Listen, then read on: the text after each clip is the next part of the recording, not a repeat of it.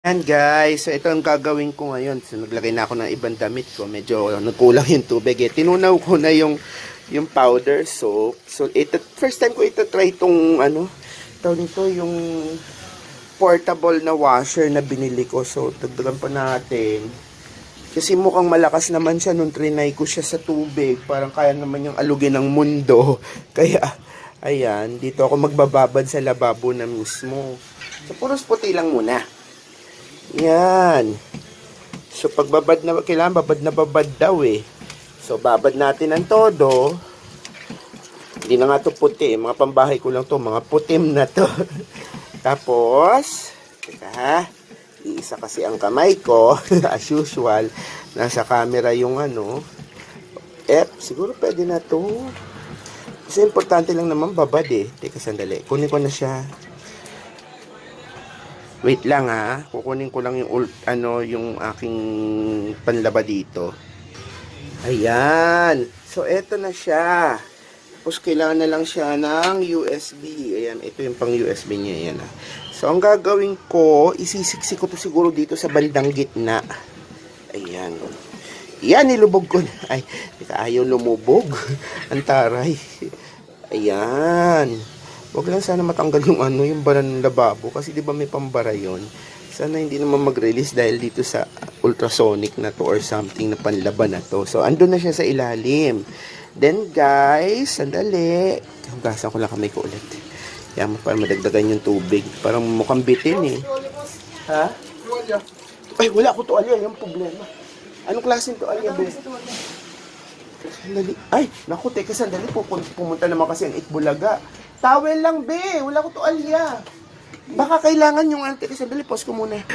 Ay, naku, pasensya na guys. Kasi nandito sa amin ng Itbulaga. Hinanapan ba naman ako ng towel? Maglalaba pa lang ako. So, eto na. Eto na yung cordon. So, ang haba naman pala. Ang haba, oh. Grabe. So, isasaksak ko siya dito. Yan. Natin. Chewing! Ayan, umaandar na siya. Ayan. Okay, feeling. Para siyang nanginginig na ewan. Ayun oh, lakas ng nginig niya. So, titignan ko kasi automatic naman daw ata ito. Automatic naman daw ata ito na mamamatay kapag ka okay na. So, tingnan natin. Medyo bumubula siya. Ayan oh. May mga bulang lumalabas sa kanya. Ayun oh. Ito siya eh. Ando siya sa loob eh. So, tingnan natin kung paano mangyayari. Siguro parang lang siya, parang pambabad lang. Tapos konting kusot ayos. Parang ganon. Anyway, mamaya-maya titignan ko kung ano magiging itsura nito. Kung okay naman, kung nakatulong ba o hindi. Okay, thank you. Guys, ganito ang ginawa ko. So, ito, pangalawang beses na to. Kasi nag-turn off siya eh. Kusa siyang nagta-turn off. So, ang ginawa ko, kasi kanina may istorbo, no? Nagta-turn off siya. Tapos, ginawa ko, inikot ko naman ngayon yung mga damit. Kanina nilubog ko siya, pinatong ko yung mga damit. Tapos, sabi ko, ba't parang hindi ganun kaano? So, ang ginawa ko ngayon, nilagyan ko siya ng bilog sa gitna para mag-free flowing yung tubig. So, kung madadama mo yung tubig, sobrang, parang vibrate lang talaga eh. Ewan ko, pero duda ako kasi vibrate lang eh. Tapos may ilaw lang siya doon na red, blue, red, blue, red, blue, red, blue. Siguro may epekto rin in a way kasi sa babad naman kailangan mo talagang i-shake siya eh. At saka hanggang dito nararamdaman sa lababo yung niya, yung vibrate niya eh. So may feeling ko naman, meron naman. Pero alam nyo guys, parang feeling ko ang sarap nito sa paa. Pag bababad mo yung paa mo sa tubig, tapos medyo maligam-gam, tapos lubog mo siya. Pero feeling ko ang sarap nito sa paa kasi binabad kong ganyan yung kamay ko. Relaxing siya. Ayan o, nakaka-relax ng kamay. Mas prefer ko na lang siguro siya, pero feeling ko naman, may nagagawa din naman siya sa damit. Hindi ko lang alam kung ano. Yan. Okay. So guys, tingnan natin kung mamaya kung madali kong makukusot ito na to. Kukusotin ko pa rin. Mapapayag na hindi ito kusutin Nararamdaman ko naman siya. Kaya lang, ewan ko ba? Sige, thank you. Guys, ito yung water reaction no, doon sa binili kong submersible na washer na USB. So, talagang hindi mo masasabing wala siyang nagagawa. Meron, kaya lang microscopic, sa fiber lang siya. Yung pinaka-fiber ng cloth siya mismo may nagagawa. Kasi ang lakas oh! Oh, kahit hindi yan nagkukusot, at least kung titignan nyo yung water, talagang parang mini scrubber. May mga minute and micro scrubber siya. Actually, kaninang pagpiga ko ng damit, hindi ko akalain. Diyos ko, napaka-dumi. So, kahit siguro hindi ko nakasutin to ngayon, unless lang yung super madumi talaga na na yung minsan napuputik-putikan, hindi naman ako kasi madumi magdamit eh. Tingnan nyo naman ito, tingnan nyo yung reaction ng water. So, I guess talagang meron siyang nagagawa. So, talagang dapat siguro bumili, pambabad man lang, at saka para hindi na tayo mahirapang hindi na tayo mahirapang magkusot, di ba? Okay, thank you guys again. So guys, eto na. So ang ginawa ko, nakailang beses, ay may kalat pa. Nakailang beses kong pinaulit-ulit yung pagbababad ko kasi nga para sabi ko, parang wala, parang baliwala. So eto siya. Ang akin lang personal na opinion ko lang, no. Hindi sa wala siyang nagawa. Of course, meron siyang nagawa, kaya nga may movement siya, di ba? Hindi naman sa wala siyang nagawa. Kaya lang, siguro, instead na regular yung ibababad lang natin na nakatiwangwang lang, so, parang may micro scrubber, may micro action siya.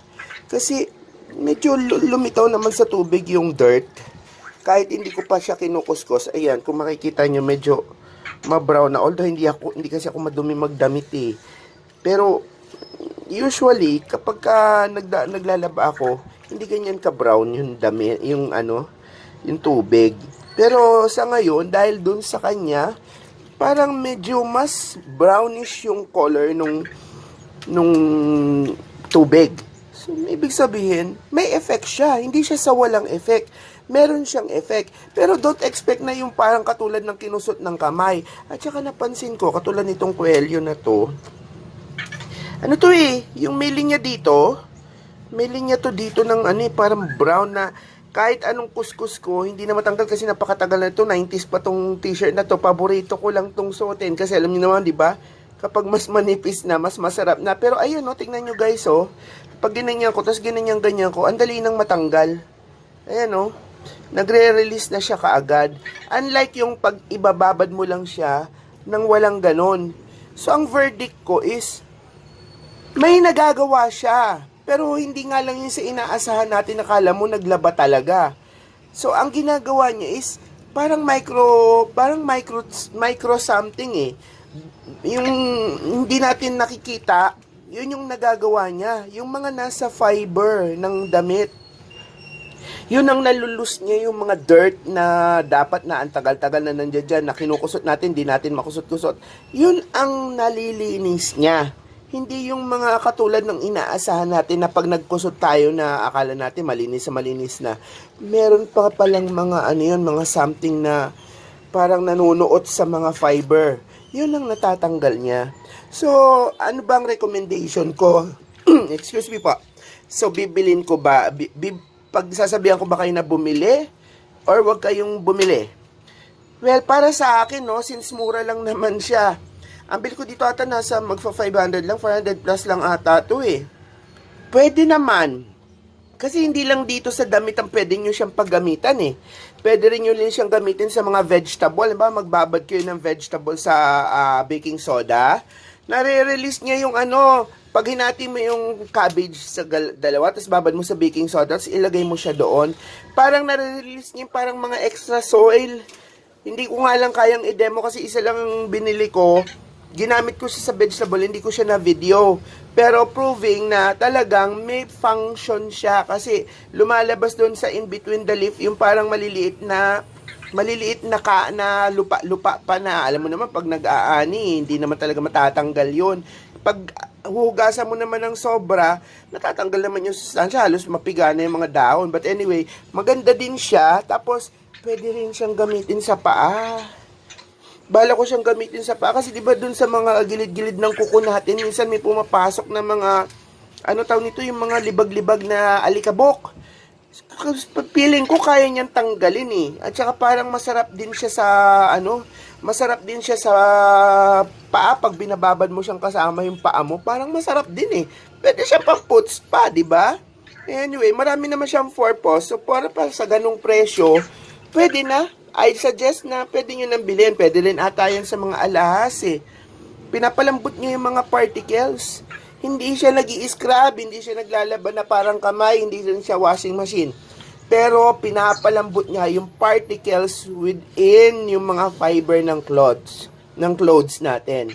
Okay, yun ang final verdict ko. Thank you, sana nakatulong ako sa inyo.